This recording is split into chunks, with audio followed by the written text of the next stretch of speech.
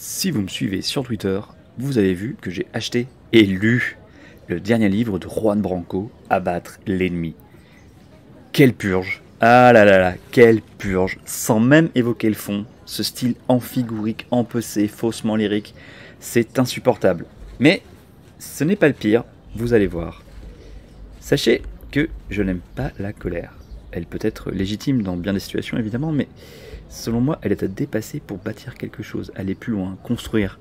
Si l'on reste en colère, si l'on en reste à la colère, on peut accomplir de grandes choses et agglomérer des forces dans le domaine de la destruction, mais uniquement dans la destruction. Cela en restera au stade de l'opposition et à la fin, c'est la plus grande colère qui l'emporte. Mais on y reviendra à la fin pour le cas de Juan Branco. Bonjour, bonsoir, bienvenue dans un nouvel épisode d'Adrien parle politique 15 minutes pour de l'actualité et des histoires politiques en toute rigueur, mais avec un zeste de mauvaise foi.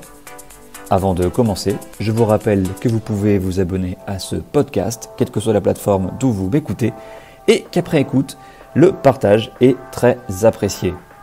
Mais avant de parler du livre, je voudrais rapidement présenter l'ange noir de Saint-Germain-des-Prés, comme l'a surnommé Paris Match, le fils que Napoléon Alexandre le Grand aurait pu avoir, Juan Branco. Juan est né en 1989 en Espagne, il est le fils d'un producteur de cinéma, Paolo Branco, qui a produit 300 films quand même, dont des films de Chantal Akerman, David Cronenberg, Christophe Honoré, Fanny Ardant, Mathieu Amalric, excusez du peu. Il a vécu rive gauche dans les 5e et 6e arrondissements, fréquenté l'école alsacienne, une école privée à 1000 € le trimestre sans compter la cantine. C'est là qu'il fait la connaissance vers 2005 de Gabriel Attal, le même qui est aujourd'hui porte-parole du gouvernement, Gabriel Attal, à qui il voue une haine farouche, apparemment à cause d'une dénonciation d'Attal pour un skyblog qui notait le physique des filles de l'école, un skyblog tenu par Juan. Et vous verrez que cette conception de la place des femmes dans la société n'a pas trop changé pour notre ami avocat.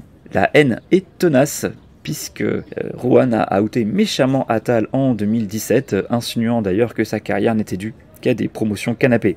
Et on verra aussi dans le livre la place que tient le sexe et les coucheries dans l'imaginaire de Branco. Ensuite, il a eu une carrière brillante et rapide comme on dit, il intègre Sciences Po Paris, travaille pour son président d'alors Richard Descoings. Ensuite, il va à l'ENS, il est invité à Yale. Anecdote personnelle, je l'ai croisé. Oui, on s'est croisé entre 2006 et 2008 au sein des Verts, plus précisément des Jeunes Verts Île-de-France, dont j'ai assuré la coordination pendant 1 an ou 2. Il avait adhéré et j'ai même encore sur mon Gmail des messages où l'on parle de distribution, de tracts, d'impression, de réunions, etc. Déjà à l'époque, on sentait qu'il ne venait pas pour faire de la figuration. Je résume à grands traits, vous avez plein d'articles, vous avez aussi sa fiche Wikipédia, tout ça pour dire que cette carrière internationale de Sciences Po à Yale va l'amener à défendre Julian Assange et Wikileaks, qu'il soutient encore aujourd'hui sans être actuellement son avocat. Il a aussi été plus récemment l'avocat des Gilets jaunes, pas François Boulot mais l'autre.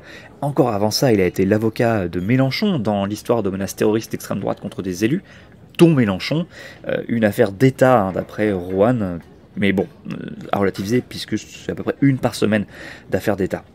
Il a aussi été candidat pour la France Insoumise aux législatives de 2012, où malheureusement son score ne lui a pas permis de siéger à l'Assemblée nationale. Et il aura eu sa vraie affaire d'État d'après lui, c'est le sexe de Benjamin Griveaux qui va la lui fournir, puisqu'il a défendu l'émetteur des photos, vous savez, les sextos de Griveaux et de son amante, donc l'émetteur des photos, Piotr Pawlenski, avec même des soupçons de conseil en amont de l'affaire. Alors, pour l'anecdote, Piotr Pawlenski, c'est un artiste corporel, un dissident russe réfugié politique en France, qui s'est déjà cousu les lèvres et cloué les testicules sur la place rouge à Moscou. Plus récemment, il a défendu le youtubeur Marvel Fitness, accusé d'avoir harcelé d'autres youtubeurs et youtubeuses et leur avocate. Un choix assez étrange, à moins que ce ne soit par amour du masculinisme. Alors, venons-en au sujet de ce podcast, le livre. Déjà le titre, Abattre l'ennemi. Faut-il le lire de manière littérale ou imagée? Honnêtement, il est permis d'en douter tant Juan fantasme une révolution violente tout du long du livre, tant il glorifie la violence qui est justifiée en permanence. Il ne va pas jusqu'à l'appel au meurtre, mais il ne cesse de déshumaniser les élites, les classes moyennes, qu'il dit vassales de ces élites, les marquis comme il dit, le mot revient au moins une dizaine de fois. Je voulais aussi m'arrêter sur un détail qui m'a frappé, l'abeille sur la couverture. Est-ce une référence mitterrandienne de l'abeille et l'ouvrier, la petite butineuse qui fait sa part façon colibri? Que nenni, c'est bien plus simple. Il veut en faire un symbole national, sans doute inspiré de l'abeille impériale de Napoléon Ier, qui remplaçait l'hermine de la monarchie. L'arc de triomphe que l'on voit aussi dessiné sur la couverture renforce cette idée d'empire. Alors, Rohan nostalgique de la France et des 130 départements? Je n'irai pas jusque-là, mais il parle quand même de nation impérialisante, en assumant la lutte entre territoires, loin de la coopération actuelle en Europe par exemple. Bon, une Union Européenne plutôt qui le nie en permanence. Mais ce n'est pas la seule référence impériale, car on comprend, en lisant les 2 dernières parties consacrées au programme révolutionnaire, que Rohan souhaite établir en France un État hyper centralisé où les régions seraient renommées gouvernorats, où tout est planifié et où les devoirs envers la nation, pour chaque citoyen, sont largement supérieurs à ses droits. Mais on y reviendra à la fin. D'abord parlons du livre. Passons rapidement sur le prologue. C'est une suite de petits paragraphes, tout en insinuations pas toujours évidentes pour qui n'est pas hyper calé dans l'univers foisonnant de Juan Branco. C'est un peu comme si vous manquez un Avengers, vous voyez, c'est dur de comprendre le suivant à 100%. Là c'est pareil, et ça continue plus loin. L'auteur, est-ce qu'on peut l'appeler ainsi, fonctionne beaucoup en autoréférence, comme un vulgaire youtubeur à 400 000 abonnés. Il cite même une fois comme preuve de ce qu'il avance son propre livre, Crépuscule. Alors quelques extraits quand même, pour vous initier au Brancoverse. Alors déjà, page 14... Alors que le confinement avançait, les visites amicales se sont succédées, des missi dominici s'enquéraient de mes attentions, un dossier pénal était agité, de petits mots m'étaient adressés, des poursuites suggérées, comme pour m'intimider. Une femme, au milieu de la nuit, me susurrait « J'ai été envoyé ». L'amour devenait l'outil pour me menacer. Moi qui m'étais toujours offert sans penser, l'on tentait de m'abattre sur ce que, de plus précieux, j'avais toujours su préserver. Alors on a aussi page 17. On imagine mal ce que traverser l'écran peut susciter, ce que, après des années d'élevage intensif visant à faire de vous un petit marquis, ou, ce qui revient au même, un cerf de ces êtres avariés, s'émanciper peut susciter, ce que partir avec les clés du système qui vous a façonné jusqu'à la moelle peut impliquer, et ce à quoi les êtres qui jusqu'ici vous couvaient sont prêts pour vous le faire payer. Alors on a aussi la page 23, où il réécrit l'histoire des Gilets jaunes. Le 17 novembre 2018, des femmes et des hommes se voyant mourir, préférèrent le faire aux portes de l'Élysée, aux pieds de ceux qui, par succession d'erreurs et d'intentions, de compromissions et d'absence de sincérité, de mensonges et de corruption, les avaient épuisés, renonçant à la peur et à la domesticité, pour que leurs maîtres sentissent une fois l'odeur des cadavres qu'ils produisaient. On a aussi page 27. Le temps est compté, ai-je donc pensé, alors que le cercle du néant se resserrait, et que la question dernière qui se devinait était celle de la nature du projectile qui finalement mettrait fin au chemin emprunté. 1000 petits plombs nous avaient criblés, mais je comprenais qu'il s'agissait maintenant de recevoir celle qui m'achèverait, non pas en tant qu'être, mais en tant qu'idée.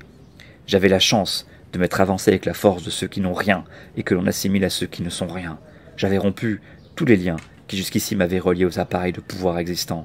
Je ne dépendais plus de personne. Il ne me restait plus qu'à écrire un livre qui permettrait enfin de faire un sort aux êtres qui m'avaient parrainé. Quoi? Pardon? Il dit avoir rompu tous les fils qui le lient à cette élite qu'il a vu naître, en oubliant, par exemple, cette conférence du 22 novembre 2019 consacrée aux résistances et organisée en marge d'un festival de cinéma qui a comme directeur son propre père, Lisbonne et Sintra Film Festival, le Lefest, pour sa 13e édition en 2019, qui avait lieu du 15 au 24 novembre. Un des invités était d'ailleurs Maxime Nicole, alias Flyrider, un gilet jaune, qui en a aussi fait un reportage pour QG, le média gilet jaune d'Aude Lancelin, qu'elle a fondé après son départ du Le Média. Ensuite, nous avons les chapitres, le cœur de l'ouvrage, qui se veulent construits comme un cheminement. Comprendre, raconter, penser, se préparer, agir, frapper, gouverner. Le premier chapitre s'appelle donc Comprendre, et je n'y comprends rien. Déjà, très vite, le style ampoulé à la Chateaubriand Discount finit par peser. Tout autant que les autoréférences, car en fait, dans les 2 premières parties, et en fait, dans tout le livre, le principal sujet, ce n'est pas la 5ème République, ce ne sont pas les Gilets jaunes, ce n'est pas non plus Macron, non, le sujet principal, c'est Juan Branco, lui-même et encore lui, toujours, à chaque page. Ses études, ses passages médias, ses plans cul. Beaucoup de name-dropping, de noms, de lieux plus ou moins réputés et prestigieux, écoles, restaurants, brasseries, palais de pouvoir, il en jette. Une constante aussi. Lui seul voit, devine, saisit les implications et les faux semblants, tout en valorisant ses actions et en se mettant au centre de tout ce qui arrive. Ainsi, page 117, il raconte une sauterie où nul ne l'obligeait à aller, mais où il s'est sacrifié, pour une femme encore, le pauvre, pour l'inauguration d'une boutique Louis Vuitton, place Vendôme.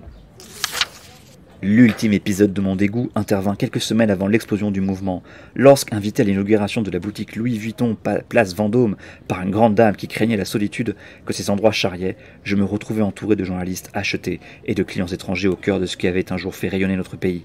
Mal à l'aise face à des démonstrations de pouvoir de Bernard Arnault et de son gendre, incapable d'accepter que ma place fût dans ces lieux-là, me voyant servir en livrée d'aberrants mets, et qu'il fût normal que ceux qui demain nous compteraient le monde, prétendant leur indépendance, se laissassent ainsi asservir par ceux qu'ils étaient censés contrôler, je m'exfiltrais, alors que Will Smith, invité à donner un concert privé pour l'occasion, faisait trembler de sa voix désajustée les corps d'invités morbides et aseptisés. Je précise que, oui, ça ne fait qu'une seule phrase. Ah non, 2 phrases, pardon. Voilà, 2 phrases. Ensuite, ce qui frappe, et peut-être que ça vous a déjà frappé dans mes extraits, ce sont ces obsessions. Elles sont omniprésentes dans les premiers chapitres, largement autocentrés, même s'ils procèdent énormément par allusion, sans jamais préciser vraiment de quoi ils parlent. On retrouve ces obsessions tout au long du livre. C'est l'obsession des corps, de la putréfaction, dans une opposition parfois érotique qui se croise avec son obsession de la beauté et de la laideur, associée au bien et au mal, la laideur des corps des ennemis, des corps de l'oligarchie, qu'il oppose à la beauté des corps magnifiés des gilets jaunes, les corps des femmes qu'il a croisées, que ce soit en Centrafrique, dans des gares autoroutières ou dans le chic 6e arrondissement. D'ailleurs, à la page 85, il m'en a fallu rencontrer des êtres pour me sentir en mesure d'à mon tour parler. Des enfants de Bozoum massacrés parce que l'armée française avait décidé de les utiliser dans le cadre d'une opération de communication qui échouerait, au cheikh de Dubaï, Al Maktoum, dans le cadre de l'une de ces fêtes somptueuses organisé sur les dunes de son émirat, séducteur invétéré, cherchant le contact des cavaliers d'une discipline, l'endurance, qui le maintenait dans l'illusion d'un lien avec son passé, des riches héritières du 6e arrondissement, enfin, incapables d'aimer, malgré des corps qui criaient le besoin d'une chaleur et d'exutoire que nulle part elles trouvaient en leurs immenses appartements désincarnés, aux gloires aimantes qui, de Montfermeil à Clichy-sous-Bois, sous les décombres des Misérables et de Ziad et Bouna, survivaient autarciques, ouvrant leurs portes chaleureusement aux étrangers qui, de passage, cherchait hospitalité. Un peu plus loin. Des nuits passées aux côtés d'amours éphémères, dans des gares autoroutières aux plus prestigieuses boîtes de Paris, traversées aux côtés de sombres et intouchables divinités. Wow, chaud! Obsession enfin des commerces sexuels et des affaires de mœurs. Affaires de mœurs dans lesquelles il verse à la fois viol et harcèlement sexuel, ce qui est bof, donc des affaires de mœurs, comme il dit, comme preuve d'une décadence morale et... Alors là, c'est une théorie qui lui appartient, d'un transfert de l'exploitation des ressources naturelles qui serait contrariée par la crise, donc remplacée par l'exploitation des corps. Ah! Il y a aussi tout au long du livre un fantasme du peuple français, le vrai, comme une idée éternelle, qui seule saurait se dresser contre les élites, forcément pourries et décadentes, et servir de phare au monde. À la fin, dans son programme, Rouen parle même d'exporter nos institutions républicaines, telles une matière première. Allô? La Troisième République a appelé, elle veut récupérer ses colonies. Rouen verse aussi régulièrement dans du semi-complotisme, comme en page 36, où il dit où furent les chantiers qui prépareraient la France pour ne plus dépendre de ses ennemis, qui nous avaient inoculé ce virus avarié. Et là aussi, il y a encore la pourriture. Page 52, il parle de la pédophilie ancrée au cœur du pouvoir, ce sont ses mots. Ou la page 128, quand il parle des réflexes sains des réseaux complotistes. J'ai déjà évoqué avec l'affaire du skyblock sexiste, mais impossible de ne pas évoquer l'évidente misogynie de Juan Branco, qui s'exprime à plusieurs reprises, ses allusions aux multiples coucheries que je viens de citer, et aussi par rapport aux meneurs des Gilets jaunes, page 127, on peut donc lire... Je repensais à toutes les figures du mouvement des Gilets jaunes qui avaient, les 2 années précédentes, vu leur vie détruite par le rouleau compresseur d'un appareil politico-médiatique, s'étant défait de ses limites et n'ayant plus d'autre objectif que d'écraser littéralement quiconque oserait contre l'existence levée. Là, il y a une note, la 14, qui précise donc « Jérôme a été accusé de violence conjugale. Maxime a fait l'objet d'une des plus violentes campagnes de presse jamais connues, voyant la moindre de ses défaillances passer étalée dans la presse avant d'être à 3 reprises arrêté arbitrairement. Tandis qu'Éric a fait l'objet d'un harcèlement judiciaire brillamment contré. Seule Priscilla, qui a accepté de collaborer avec le gouvernement, Jacqueline Moureau et Ingrid Levavasseur, qui ont accepté de se soumettre à l'existant, ont été épargnées. C'est un peu gros, comme par hasard, seules les femmes auraient été épargnées parce qu'elles ont collaboré ou se sont soumises. Les mots là ne sont pas du tout neutres. Alors rappelons que Priscilla Hudowski, c'est l'initiatrice de la pétition contre la hausse du prix du carburant dont presque tout est parti. Et elle n'a pas collaboré avec l'État, elle a participé à des sessions de la Convention citoyenne sur le climat, sans jamais d'ailleurs en dire vraiment du bien, et ne cessant de répéter qu'il n'y avait eu aucune réponse politique aux gilets jaunes de la part du gouvernement. Jacqueline Moureau, elle est la figure d'une des premières vidéos du mouvement à plusieurs millions de vues sur Facebook. pour la mobilisation du 17 novembre. Elle a ensuite pris du recul, après notamment des tombereaux d'insultes et de menaces de la part, y compris de gens au sein du mouvement des Gilets jaunes. Quant à Ingrid Levavasseur, celle qui sans doute est allée le plus loin en politique, elle a été menacée de viol et de mort en annonçant monter une liste pour les européennes jusqu'à ce qu'elle abandonne. Autant d'injures que les têtes de liste masculines qui ensuite ont lancé leur propre liste aux européennes ont évité jusqu'en juin 2019. On se demande bien de quoi elles ont été épargnées franchement. Ensuite, nous avons 3 chapitres. Penser, se préparer, agir, avec beaucoup de redites et de redondances. À croire qu'il s'est mal relu et que l'éditeur ne s'est pas donné cette peine. Ce qui expliquerait les nombreuses coquilles. Il continue à réécrire l'histoire des Gilets jaunes, un mouvement, rappelons-le, parti d'une contestation de la hausse du prix du carburant, avec succès, transformé ensuite en fourre-tout idéologique sans cohérence. Là, attention, je donne mon avis.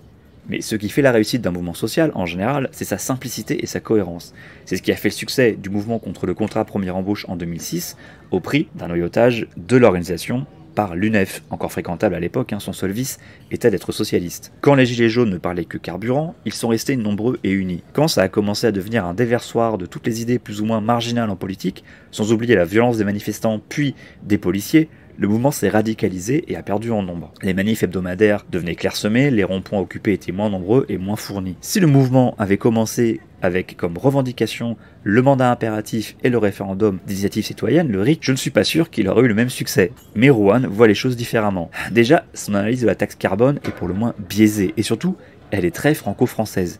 Il y voit uniquement une manière de financer le CICE, des élites qui se protègent pour financer, grâce à cette taxe, la transition écologique uniquement pour leur propre confort. La pollution, l'environnement, le réchauffement climatique, non, ce ne sont que des excuses. C'est finalement une réflexion très vieille gauche que je pensais enterrer. Mais Rouen est-il de gauche à ce stade? Il est permis d'en douter et vous n'êtes pas au bout de vos surprises. Ensuite, il fantasme encore sur une convergence des luttes, une convergence assez large et qui ne serait pas sans danger pour les suites de sa petite révolution. Jugez-en plutôt, c'est aux pages 143 et 144. Cela requerra une capacité d'entente qui nous a jamais manqué, mais qu'il faudra cette fois organiser. Aux gueules cassées qui se retrouvèrent sur les Champs-Élysées les mois de novembre et décembre 2018, se lièrent les mains blanches de divers courants qui cherchaient à refonder notre politicité. Personne ne s'étonna de voir des royalistes s'immiscer dans cet espace de lutte ouvert par des prolétaires. N'étaient-ils pas, après tout, aussi honnis par nos ennemis que ces derniers? En cette rencontre apparaissait comme un retour du refoulé où, comme en tout moment historique, l'hésitation pointe, et où toute éventualité redevient autorisée.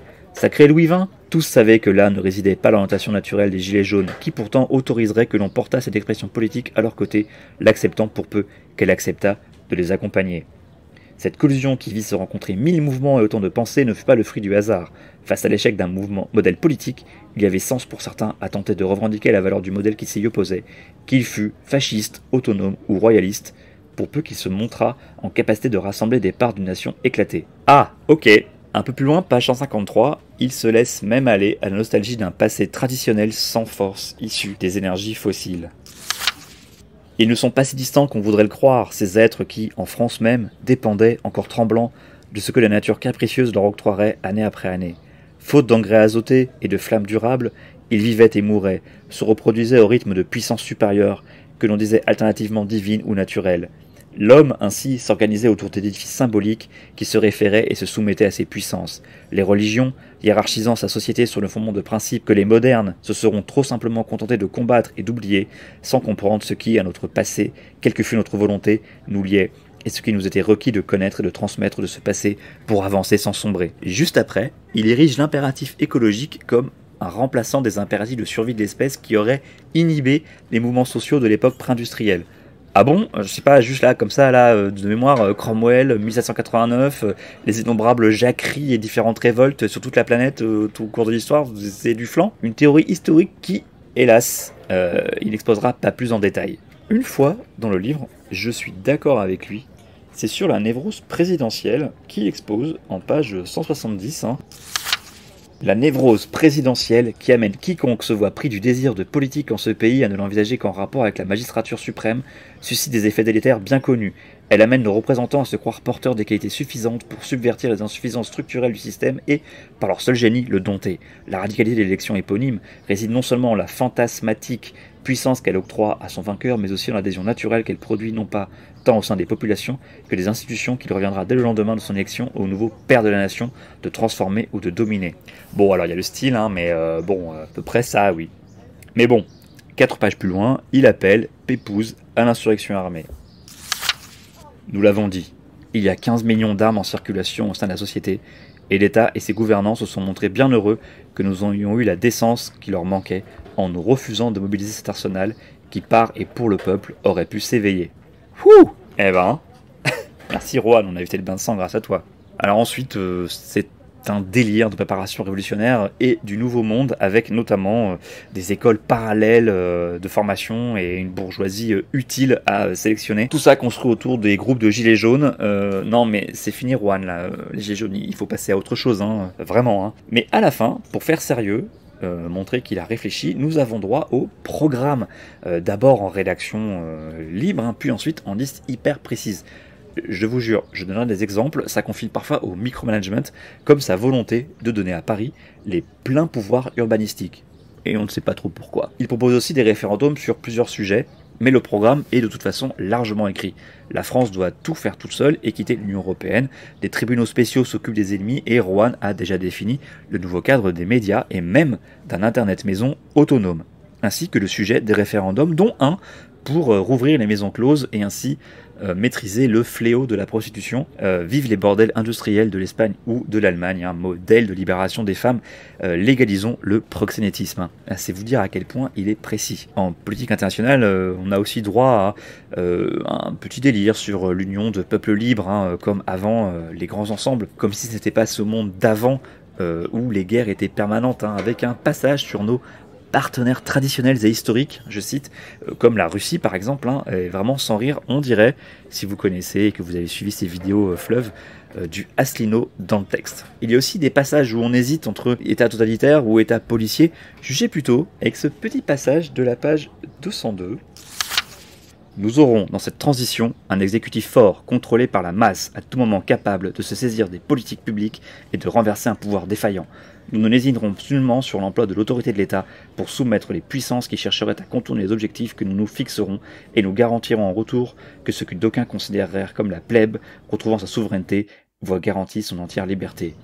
L'individu ne sera plus la jauge au profit du sentiment collectif. L'engagement sera à l'origine du droit, là où jusqu'ici la passivité se trouvait récompensée. Je vous passe le chapitre sur le coup d'état institutionnel qui est du même acabit que le reste, une longue diatribe contre les hauts fonctionnaires, à nouveau appelés marquis, au service de l'oligarchie. Puis nous avons, à la fin, une liste de 25 pages de mesures dans absolument tous les domaines. Le début précise qu'une constituante sera convoquée, mais on peut se demander ce qu'il lui restera à choisir, la couleur des canapés, car la liste est d'une précision ahurissante, allant des grands principes géopolitiques, on a déjà parlé, aux fusions entre corps administratifs, parlant même des lieux de pouvoir, en imaginant la présidence de la République prendre ses quartiers au palais du Luxembourg et l'installation de ministères aux invalides. Oui, franchement, je vous le cache pas, c'est beaucoup du yaka faucon, que ce soit pour un programme de deuxième porte-avions nucléaire, quitter l'Union Européenne ou créer un corps de professeurs des écoles reconnaissable à son uniforme. On imagine que Rohan dessinera lui-même le costume.